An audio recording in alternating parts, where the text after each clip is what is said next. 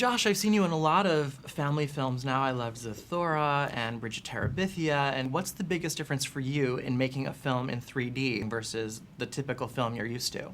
You know, it's interesting because there's really no difference for us as actors. You know, we got to do the same stuff. It was the same acting. We didn't have to play to the camera any differently. The only difference was it was a camera that had like two lenses side by side that shot the right eye and the left eye. Other than that, it was the same for us, which was really nice actually. We didn't have to even when cater to it. you're like with the yo-yo and stuff, and you didn't have to think about like, oh, I want to like skew it toward the camera a little bit. That's gonna look so cool. No, I didn't. A director told me a couple times like there's some yo-yo tricks I had to do at the camera just to get that end of the audience thing. But other than that, it was really, you know, straightforward. It's just a movie that happens to be in 3D. And at the beginning, your character, Sean, has sort of a bad attitude at the beginning of the film. And I'm wondering how much fun you had like throwing that toot at Brendan. Oh, it was great. I loved it. I love his reactions too. They're like priceless. It was awesome. You know, throwing that toot to Brendan was very much myself. So it was easy and fun to do. So if you were actually trapped in the center of the earth with two people, who would you choose to have with you? Whew.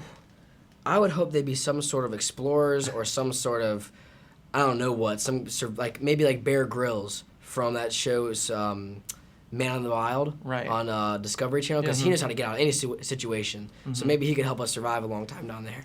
Yeah, that would be helpful. That would be very helpful. That scene where you're spinning around on the rock, you know, that's like the magnetic rock? Yep.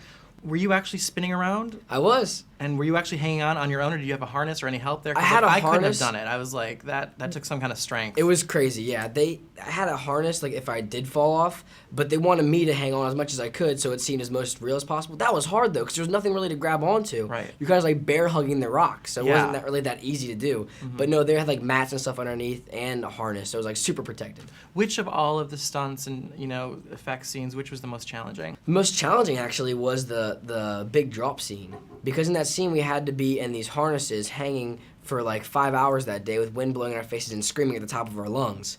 So it was like at the end of the day, I was like talking like this, probably like I will today. Oh, just from screaming all the time. Yeah, exactly. Excellent. So it was nonstop. And do you have a comment about like young actors in Hollywood? We use a lot of your female, you know, peers get a lot of flack in the media. They and stuff. deserve it. What that you think? Yeah, they shouldn't be doing that stuff. That's so messed up. You know, I think you have this amazing career in front of you, and you have all these indulgences in your life that you could have with your money and your fame. Right. And instead, you're gonna go ruin your life by doing bad substances, which I don't understand anyways, because that I think just comes from insecurities, because I think you can go and have a good time without having to drink or smoke or anything like that. I think it's dumb what they do. Very cool. You sound very well adjusted. Thanks. Thank you so much. Thanks a lot. All right.